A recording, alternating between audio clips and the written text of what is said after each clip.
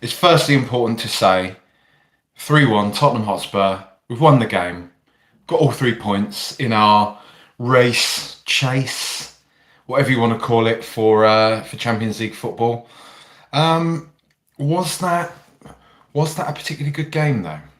Was that a particularly good game? Were Tottenham particularly good? This is going to be one of those questions that follows us around, isn't it? Ability in terms of keeping a clean sheet. Can Tottenham keep a clean sheet? Evidently not. Why is that? Why can we not keep a clean sheet? We make a lot of excuses. We're early on in the process. Ange needs time, young players, playing against low block teams, these type of things, right? However, at some point, you have to maybe say the system doesn't work so well, or the personnel within that system don't work as well as they could, shall we say, because I don't really think there's a reason why Spurs with a World Cup winning centre-back, 40 mil plus young exciting centre-back in Van der Ven, really exciting. I don't need to name how much how much value they cost the club, but a doggy, how good he is, how good Pedro Porro is, how good Vicario is. Why we're so unable to keep clean sheets, I don't know what it is. I don't know, but we need to do better. We need to do better on that front. We have to. As people say, it's a game of two halves. It's a game of two halves. So I appreciate I am sort of first of all focusing on the first half, which was not good. It wasn't good. Go 1-0 up.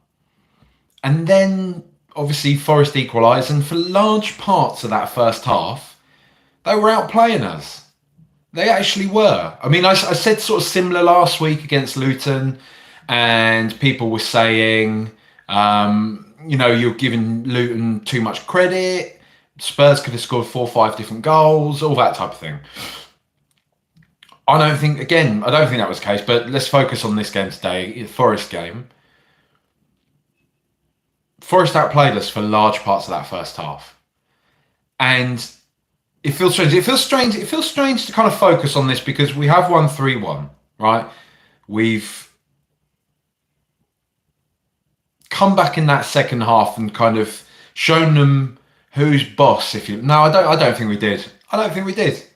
I don't think it was a romp. It wasn't a romp in that second half, was it? But we got the job done at least. In that first half, though, there's a little bit of me that's like, where's the fight here, lads? Like, we're trying to get into the Champions League. Nobody seems to want to take it. Villa keep leaving the door wide open for us. I think top 5 will get Champions League anyway, but still, United are breathing down our necks. It's only really them, isn't it? We got a tough few weeks coming up. Our fixtures in the sort of coming weeks are not going to be pretty.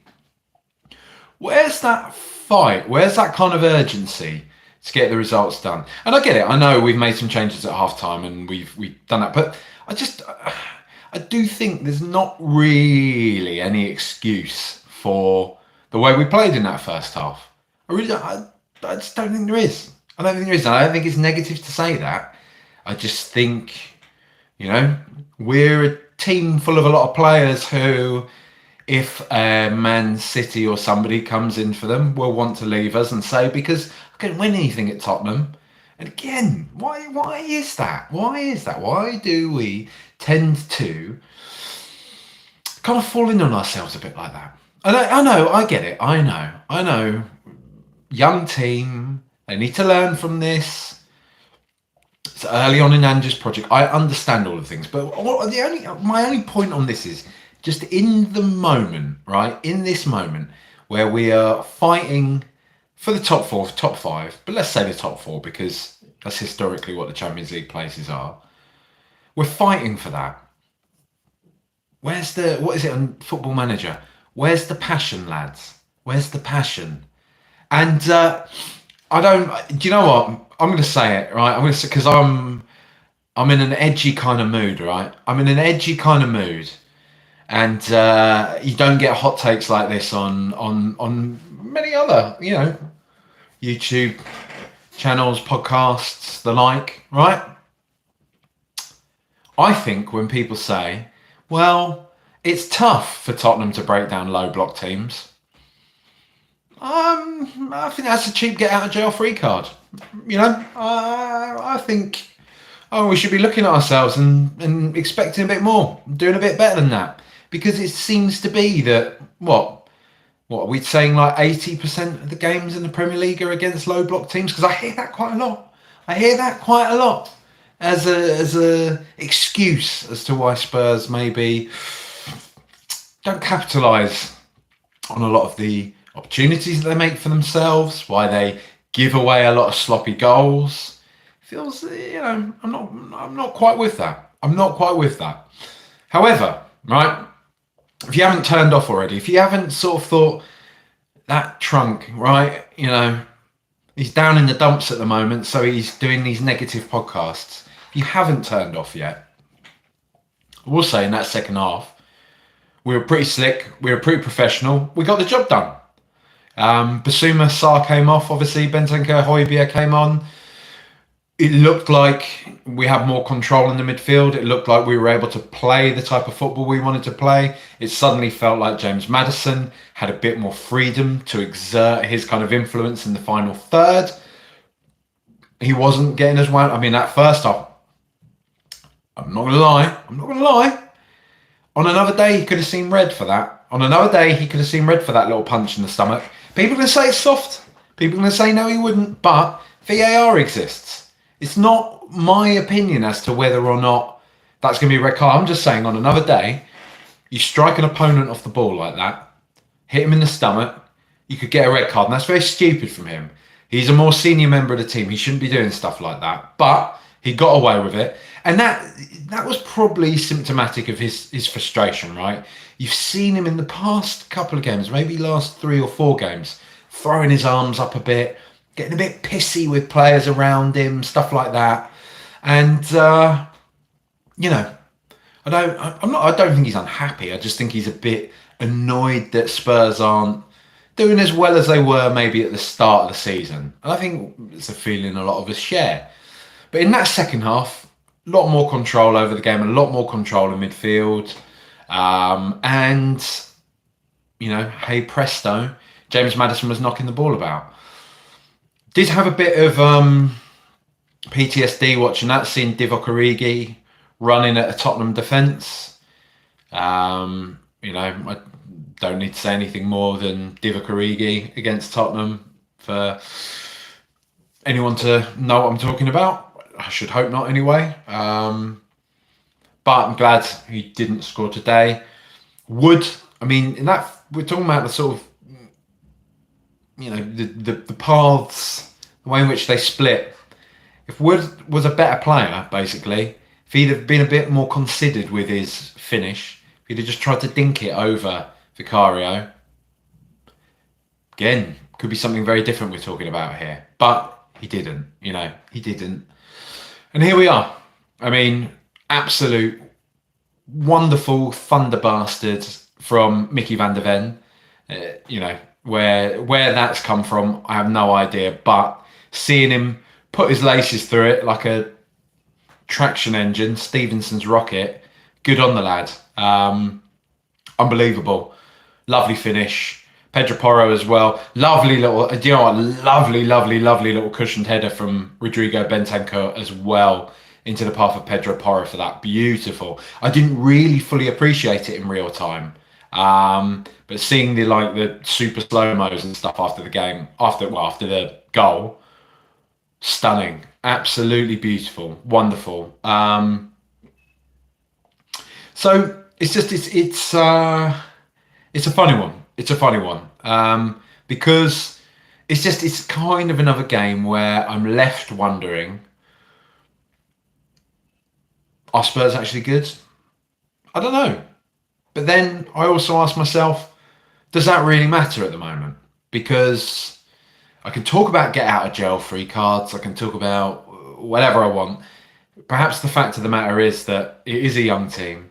As the manager continues to say, it's a work in progress. We're not there yet. We're building something. We look at, as a lot of people are right to point out, Pep's first year at City, Klopp's first year at Liverpool, that little Lego-headed prick down the road's first couple of years with them. You know, it wasn't all milk and honey at first. It wasn't. And considering if this is our not all milk and honey period, we're doing all right. We are doing all right. So it's worth remembering that. I'm saying this to myself as much as anything, right? It's always worth remembering that. It's very easy. The emotional path of a season, the journey, it's easy at each step along the way to get maybe a bit too consumed by that, right? It is, and that's what it is. We're humans. At the end of the day, the majority of us react to the stimuli that are placed in front of us, right? And yes, right, in our back brain, we can think, well, there's this bigger picture and there's all these things, but still, in our immediate front brain perception, the way in which we enjoy or interpret the world, for most of us, right, is that we react, like I say, to those stimuli put in front of us. And yes, you can see Tottenham have 3 or 4 games where they don't play that well, they manage to win or they draw or they lose a couple. You get annoyed and you think, this is really irritating. What's going wrong? What's happening? This time next season, right, if we've turned just 2 or 3 of the draws or losses that we've had this season that have been disappointing this season, even if we just iron out a few of the little kinks that have meant we have 9, 10 less points, we're in a title race right now, near enough. And that's probably the thing we need to cling on to and hold on to. And that's not me saying we're definitely going to be in a title race next year. That's not me saying that we're going to be able to iron out these kinks. That's me just saying that Ange Postecoglou realises that this team isn't perfect yet. He realises that we need to add more players. We need to continue to add players to this team. It's a work in progress, right? If we do continue to add players into this team, we add more competition into the team, more quality, more depth, new ways of doing things that do just sometimes come with new players, right? Sometimes new players just unlock a new way of playing. They facilitate that. And if we just cling on to that, as we probably should, you know, maybe a crap first half against Nottingham Forest doesn't really matter. But like I say, equally, it's not to say it didn't irritate me when it's happening. It's not to say at the moment I still don't have a few red flags, if you want to say that. Never read, but still, I don't know. It's interesting, isn't it? It's interesting. Let's see what comments. I think I was getting a few rude, abusive comments. See, what I'm doing at the moment is I'm doing the YouTube live on my phone. So you get the kind of portrait view as opposed to landscape. Because I've been told that that's a better way of doing lives. And the data would suggest that that is true. Because my last one last week did really well. But it seems to open it up to more people who aren't, entirely good faith actors. Let's have a look. Bill RG. Oh, hello, Bill RG. Second half was good. First half, not so much. Yep, agree with that, mate.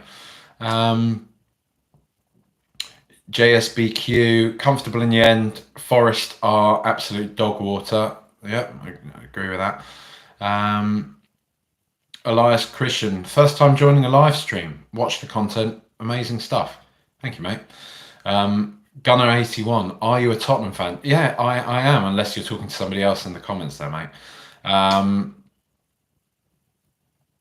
So Jask says Dele got sent off for something similar. I'm assuming that's about Maddison's thing. Oh, let's have a look. Is Trick Shots FC.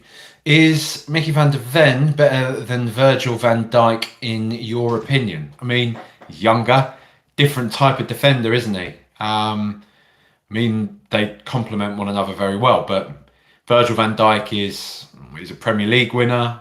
He's an unbelievable player.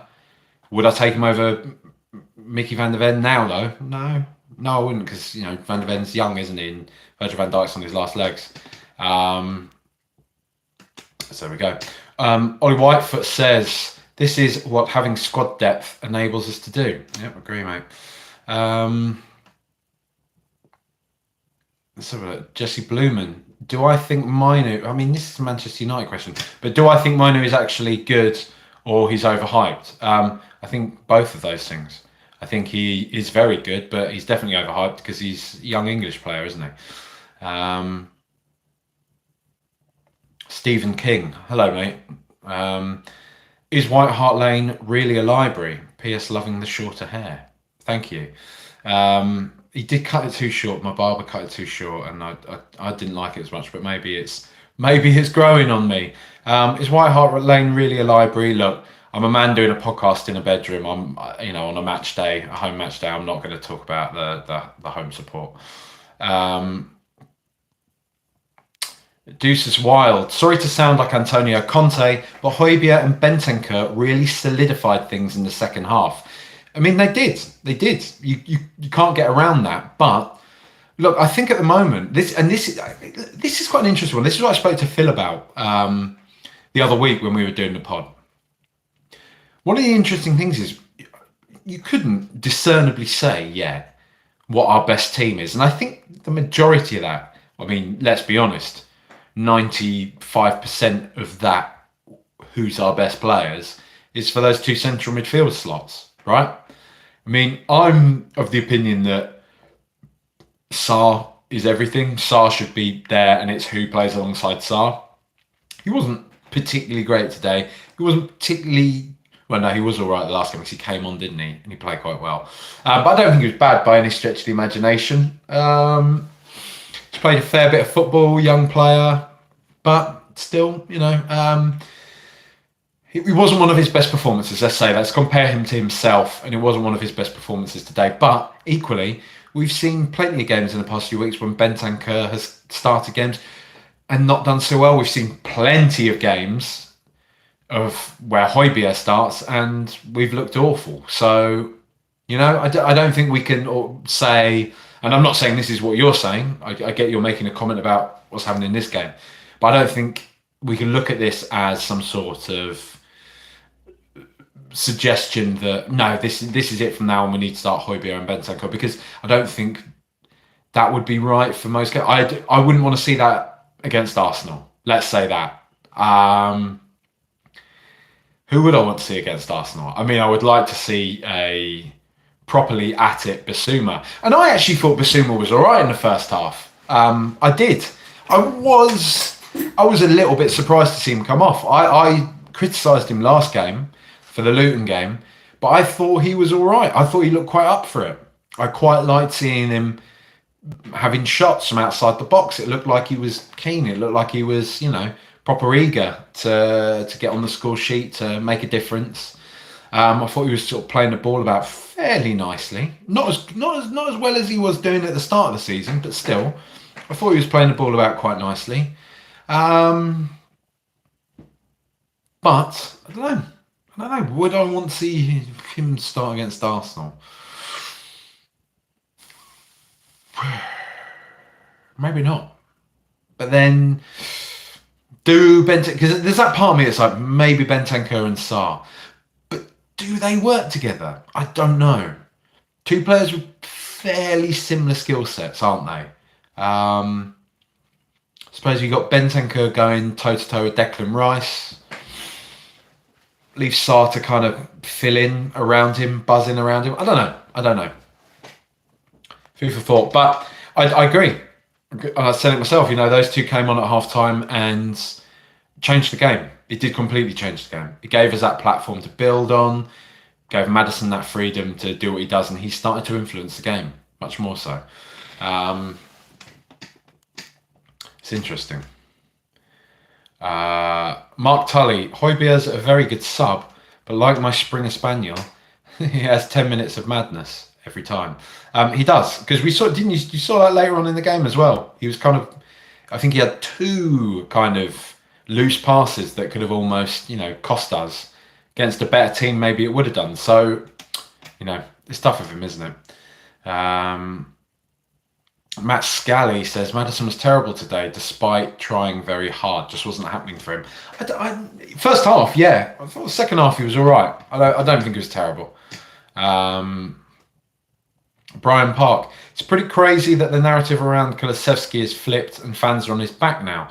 Just because he's not a pace merchant doesn't mean he's not a good player. He's one of our most creative players.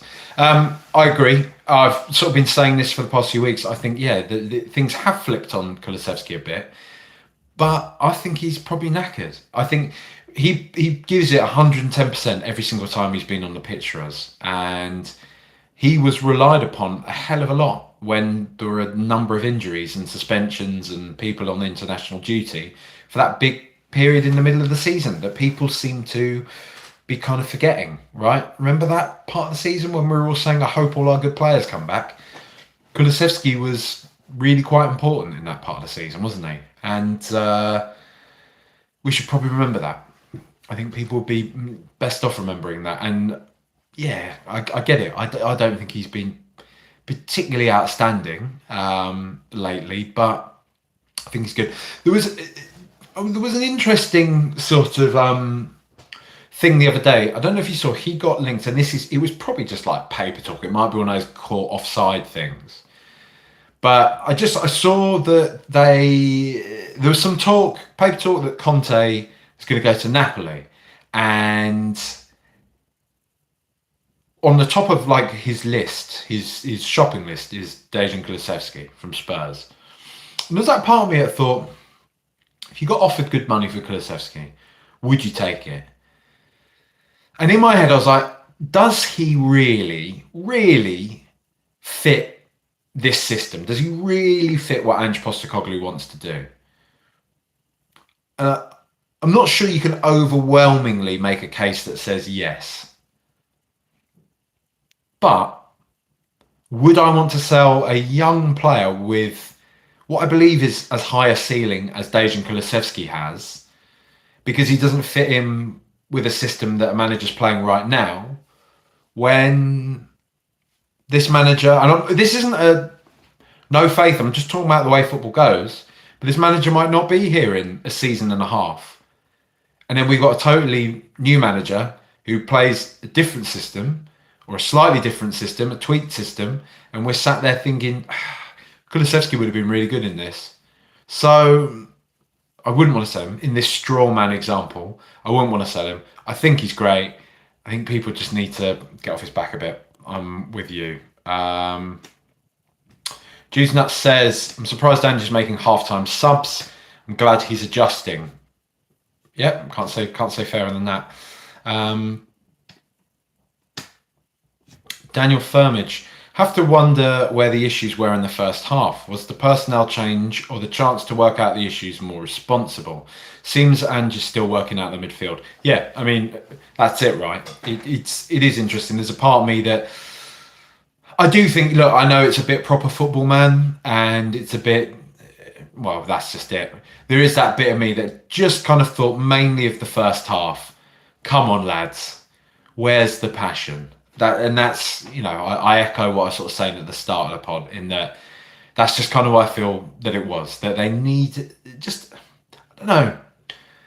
Because I get it, as I said before, us as fans, been there, done that, Champions League, maybe it isn't quite as exciting a carrot for the fan base anymore, but it should be for the players. They should be sort of fighting for it and making it exciting for the fans.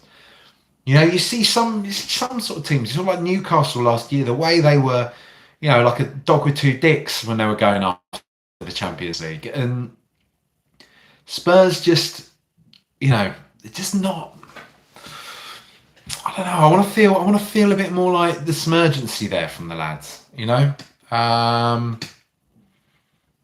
Interesting. Just as where do you think we need to strengthen any first teamers we can replace with better quality? I mean, where we need to strengthen, we need better backups for Porro and a doggy. So, it's a boring answer, but that's definitely part of the strengthening that we need to do.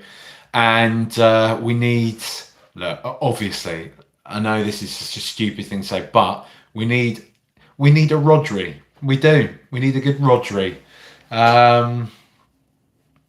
Big central midfield, all action central midfielder who's just the absolute bollocks. Who can, maybe that can be Basuma. I thought it could be that at the start of the season. I would love it if he could prove me wrong, but there's still that part of me that's like, maybe we need someone there, a better version of Højbjerg, who can fill in there alongside Sarr or Bentancur, who can do more of that legwork in between, who has the technical ability to, like Declan Rice is doing for Arsenal, who can clean up and start moves, get play going, feed the players up top, make himself a nuisance in both thirds of the pitch. I think we need that. And I think we need another striker. Richard Cripps, go on, have a slurp of water. I've forgotten, do you know what, mate? I've forgotten my water bottle. Okay, I was so excited to come up and talk about Tottenham Hotspur 3, Nottingham Forest 1. I forgot my water bottle, so there you go. No animalistic slurping today. Matt Healy, this is also weird. Are you Matt Healy of the 1975? Fuck off if so. This is also weird. What are you doing with your lives watching a guy talking about other guys? I'm guilty too. It's just what it is, isn't it? Think about this. Medieval times, right? I've got you all gathered around the fire, right? Around the dung fire. We're roasting our turnips, and we're talking about that game of. We're talking about the jousting, or the execution that we've just been to. Right? We've always done this. Like it's a ring light now, but once upon a time, would have been a fire lighting up my face. So it's just in us. Something in here, isn't it? Something. I don't know what it is. Anyone watching this, by the way, right? I'm going to do is I'm baiting this out. Drop a few more likes on this, right? If you're sat here watching it, drop a like on that. We need a quality number 6 in the summer. Someone in the mould of Paulinho. I guess that's that Fulham lad. Yeah, I agree, Monty Singh 13. That's kind of what I was going on about. Sam Salinas, Basuma's inconsistency is killing us. Maybe it's maybe a bit unfair on him to put it all on him, to be fair. Zed Terp says typical Spurs performance. There you go. Lawrence Simpson says, Jack, would love your thoughts on WrestleMania. I didn't watch WrestleMania, mate. I'm out of touch with sports entertainment. I'm not going to lie. I do enjoy the darts though. But I've seen that The Rock has gone back to wrestling. Finally, The Rock has come back. I remember that from when I was younger. But yeah, he's come back and he was Cody something or other. I saw him hitting him with a belt, making his face bleed, and then he won WrestleMania with Roman Reigns. Don't know. He won it with someone, and well done to him. Guys, all right, here you go. This is an interesting one for me because it feels a little bit like The Rock put wrestling all behind him. A few years back, his profile was right up here, right? And it's not to say, I know WWE and all that makes massive careers to people, but it feels like when a lot of them leave WWE and start doing the movies thing, they're sort of hesitant on stepping back into it. And I remember, I think, wasn't it a few years ago, people were like, come back to WWE, The Rock. And he was like, no, I love it. And I love sports entertainment, but that kind of chapter of my life's closed. Now it feels like his Hollywood star's fading a little bit. People are kind of like, oh, actually, we like Bautista because he's sort of a serious actor, and he does things like Dune and, you know, Glass Onion and Knock on the Door in the Cabin in the Woods, whatever it's called, that really convoluted title, for the M. Night Shyamalan film. But he's actually he's really good, isn't he, Dave Bautista? And everyone's suddenly being like, Dave Bautista's awesome. And so now The Rock's a bit like, oh, maybe I need to go back to where people all love me. So, you know, maybe he just fancied it. Maybe it's not anything deeper than that. For what it's worth, I think The Rock seems like quite a good guy. Seems like quite a positive force out there. So, whatever. Cut him some slack. But that's Lawrence, that's my thoughts on WrestleMania. Just preferred outcome between Villa and the Scum next week. Sorry to say, but it's Villa win, you know, because top 5 still gets Premier League. And also, if you are to put to me, I know there's this whole we should care more about Tottenham than we do Arsenal. Caring about what Arsenal do is caring about Tottenham. And if you were to put to me the question, would you take Tottenham not being in the Champions League if it meant Arsenal didn't win the Champions League or the Premier League? Yes. I would. Oh, I don't know. I'm not going to say that. That's quite inflammatory. But I was going to. Well, I'll put back to you lot. You can answer in the comments. Would you take Tottenham being relegated if it meant that Arsenal didn't win the Champions League or the Premier League? I've already seen Arsenal win the Premier League a couple of times, but it's because it's 20 years ago now, plus-ish, whatever, around that sort of time, isn't it? It feels like it's almost kind of faded into nothingness now. I hate the thought of them disappearing from that point, from that pinnacle, getting shitter than us, and then in that whole time managing to then get better than us again and win the Premier League again, when we still haven't won it since the 60s. It wasn't even the Premier League then, so you know what I mean. But still, I hate the thought of them doing that. So it almost feels again like there's a bit of a race to do it before them. Champions League. But basically my point is, if I had to choose between Arsenal doing the Champions League or the Premier League, it would be despicable. I mean, it'd be disgusting to see him do the Premier League. Don't get me wrong. Horrible, vile. See him doing the Champions League would be a whole other level of vile. It would be utterly repulsive to imagine them as champions of Europe coming down through their ends with the trophy on the bus. Nah. Because I kind of think we can do that before. That can be one of those things we could do before them. And I don't want that one to go. If they do the Premier League, it's vile, it's horrible, but not quite the same, you know? Like, Champions League is immortality. It is. Big European trophies, it's immortality. I can't see Arteta doing that. I just don't want to see that. Don't want to see that. Snake says The Rock has come back about 37 times. Well, there you go. You know, I'm not a wrestling fan, so whatever.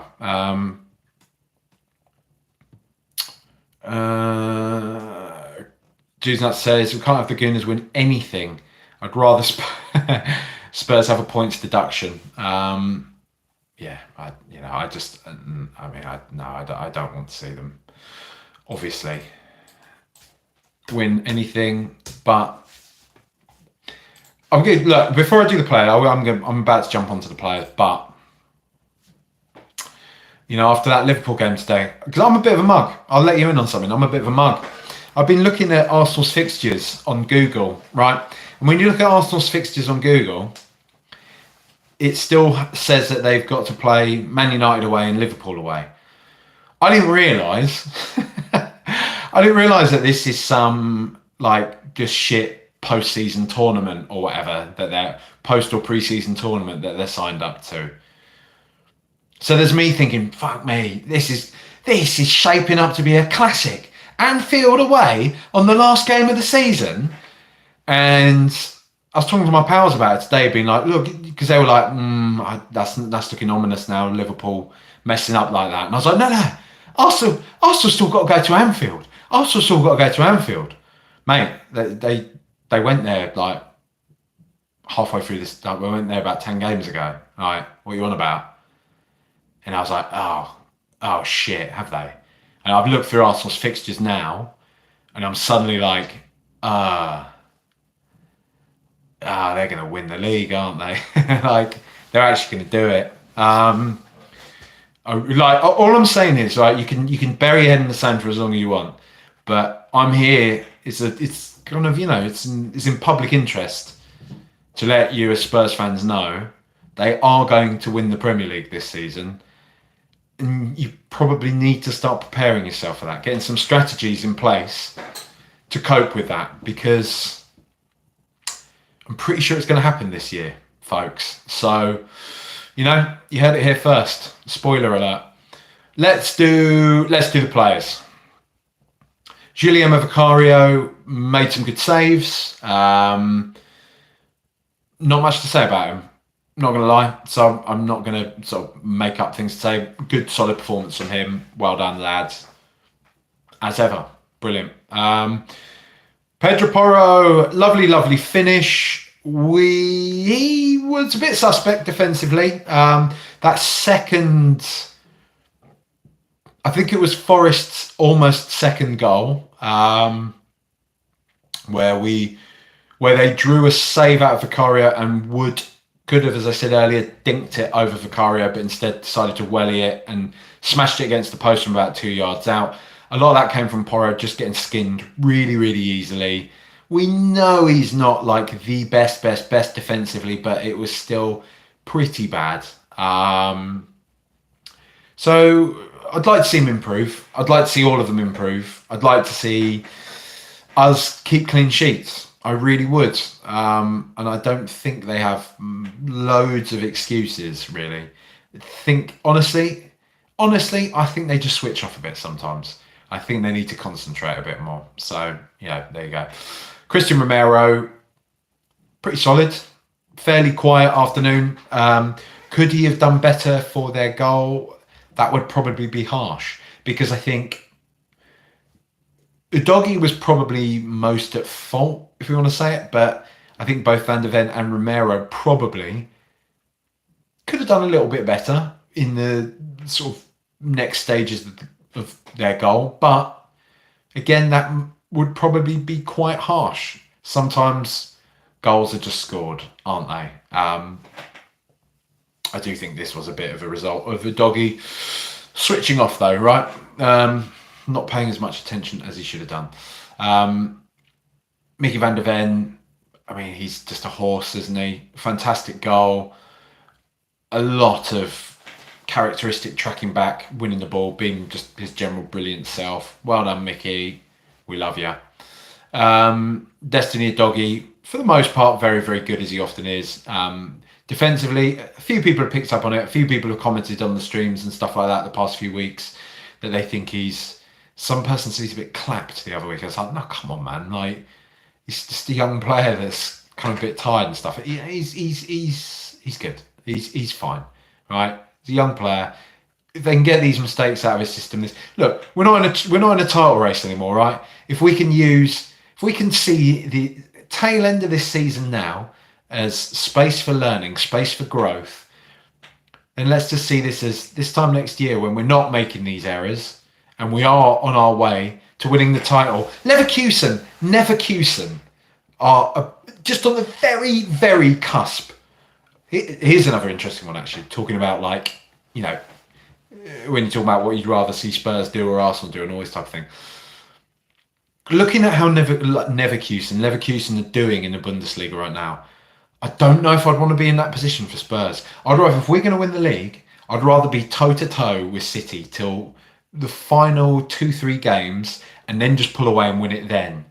This whole idea of being like, you're 13, 14 points clear and there's only 7-8 games to go.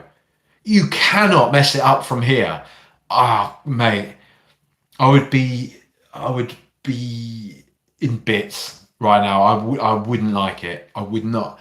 I know that sounds ridiculous to say, but just even talking about it makes me very uncomfortable. If City were where Leverkusen are now, Spurs were where Leverkusen are now, and City were where Bayern are, I don't know. But Harry Kane as well, mate. What's happening to that lad? I'm starting to believe in curses and all that sort of thing. Yves Bissouma, I thought very good first half. I was surprised he was taken off, and there you have it. I mean, he was, but steadily improving, I think, and whatever. Yeah, the change did come at half time, and looked like we were improving after he came off. But I don't think it's like somebody said earlier. I don't think it's all on him. I don't think he's costing us. I think he's on his way back to being very good again. And that's what I choose to focus on right now with him. Pape Matar Sarr, quiet afternoon for him. And again, you can't argue the fact that when him and Bissouma came off, we started to look better in this game. Maybe it was not the game for him. Maybe it was not his afternoon. I don't think he was particularly abject. I don't think he was standout bad or anything like that. And that's not the point I'm trying to make. All I'm saying is that whatever was going on today, just, wasn't happening, was it? Wasn't happening for him, and it wasn't happening for Spurs. And that's all right. Timo Werner, again, own goal FC. Own goal FC. Dangerous cross into the box equals goal for Tottenham. I know it was from an own goal, but he's done it again. Timo Werner. Good performance. He whipped in a few good crosses. Maybe did start to fade a little bit. Sometimes when he's given a bit too much time to think, he can kind of lash the balls all over the place, do these kind of ridiculous. I think a couple of his kind of crosses, he sort of spooned. One of them in particular, like spooned it really comedically. But for the most part, I think he was very solid today. Played good football. Didn't really create any chances for himself in order to have a shot or anything like that. Don't know if that's something that was intentional because he's missed a few sort of sitters and stuff lately. But overall, a positive impact on the game. I like having both him and Johnson playing. I like them either side of Maddison. I like them either side of Son as well. I like their pace. I like the way in which they can stretch a defence. So it's good. Brennan Johnson, good performance against his old side. It was good defensively at times. I thought he was tracking back quite well, getting stuck in. He was clearly up for it. Good standing ovation from the away fans as well for him. He is one of their own. I think he's through their academy and all that sort of thing. Good performance from him. It's funny because he is a bit of a game changer when he comes off the bench, and we're kind of used to that. And I guess it's finding that balance, isn't it? It's not. He never seems to be as impactful or brilliant when he starts games. But maybe that's because when he's not starting games, it's Kulusevski, who's a very, very different type of player. He is a different type of player. So Johnson probably is. He's a massive variable, isn't he? When he does come on, replacing someone like Kulusevski for the team that he's playing against. We're obviously still trying to find that balance, how we play either of these players, who we play, what our best system is. Like I said, it was like 90% of our deliberation as to who's our best starting 11 is in the central midfield positions. But I think this is very much one of those points of contention. Johnson or Kulusevski, basically. So it's interesting. James Maddison, like I say, bit silly in that first half. Whether you want to hurl abuse my way or not, and say, no, it was nothing in it, bollocks. We've seen those given before. A little dig off the ball. On another day, he gets a red card for that. Stupid from him. I expect better from him. But he's only human. We all have our foibles. We all get frustrated from time to time. And I think he has been quite frustrated lately. So we can let him off, can't we? Very good player. Not really quite as good as, as he was at the start of the season. I went up, I told you I've been up north. I visited my mate who lives in Yorkshire, but he's a Liverpool fan. And his family are actually all from Liverpool. He's not just a kind of, I support Liverpool because whatever reasons. He's not having Maddison. I was saying to him, like, he was like, what's going on with you lot? You lot been shite lately. So, well, we're still really in touching distance of even you, and we're not playing well, as you say, so can't be that bad. He was like, yeah, but you still do things like sign James Maddison. I was like, what do you mean?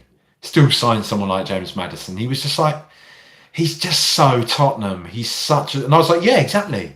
That's good. And he was like, might be good on some bits. But that's what I mean. He's like, he's good when he's good, and when he's not, he's not. And that's really what you lot are like, isn't it?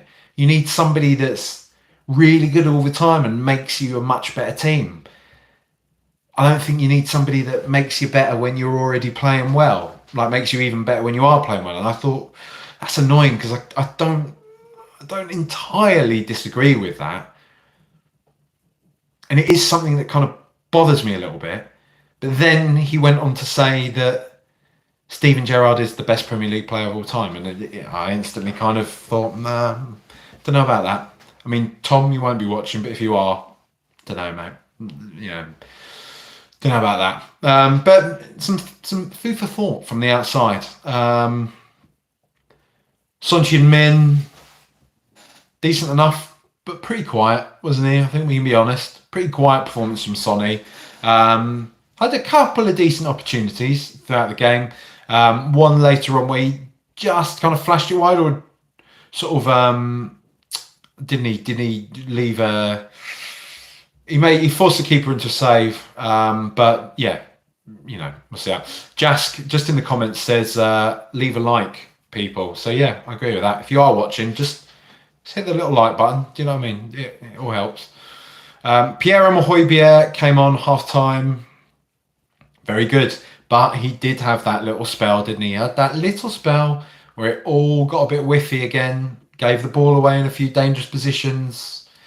You gotta watch him. But look, what we ask him to do now is fine. He's not going to be happy with that, and I think he will probably leave in summer. I do think he will, and I bid him farewell. Fine. Giovanni Lo Celso, honestly speaking, I couldn't really tell you what he did when he came on, so I won't say much more than that. Dejan Kulusevski, not great when he came on. Spoken about him already at length. I like him, keep him. I really like him, I love him. So leave him alone. Rodrigo Bentancur, brilliant in the second half. Please keep that up, Rodrigo. We want to see that. I want you to be back to your best before you had all those horrible, big, massive injuries. Please do stay really good. And that lovely little cushioned header. Really lovely. There was that one moment when Rodrigo Bentancur was like losing his shit at Dejan Kulusevski as well, near the sort of halfway line. I think he wanted him to be getting up the pitch a bit faster than he was, and then he released the ball to him, and then Kulusevski lost the ball, and he was not happy with him, not happy at all. So we know that's his type of personality. He is a bit like that. Were I Kulusevski at this point, I would not be podcasting in my bedroom. I'd be a lot richer. However, in that instance, were I Kulusevski, I would maybe be saying back to Bentancur, you haven't been so great yourself lately, mate. Lay off. But, fine. Let's take constructive criticism on board. Dane Scarlett didn't have a chance, but I'd like to see him. I'd like to see him do a bit more. They decided to, on Sky, do this really confusing thing where they said Dane Scarlett comes on for his 50th league appearance. And we were sat there like, what? So he's like 12. How is he? No, can't be. And I was like, no, it must be like these loan spells. It's a really weird thing to say when he's coming on for Spurs to say his 50th league appearance. And he saw a load of tweets as well, people being like, what? Have I been asleep? How is Dane Scarlett? How has he played 50 games for Spurs and all that type of thing? He obviously hadn't. It was his Ipswich and Portsmouth stats as well included into the mix. But yeah, it was a really, I thought anyway, I thought it was a weird thing for Sky to say when he came on, and I just wanted to highlight that here in the appropriate place. Tom Fisher says, "You make me happy." Thank you, Tom Fisher. I realise it makes me happy to do this as well. Hence why I do it. And if it does resonate with people, then that's good.